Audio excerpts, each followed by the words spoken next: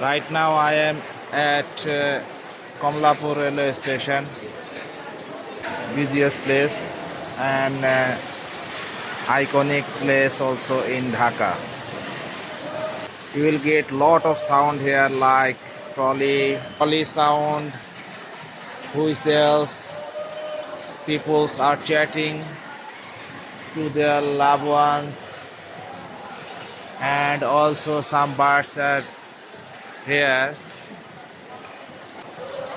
Tea vendors are not available nowadays.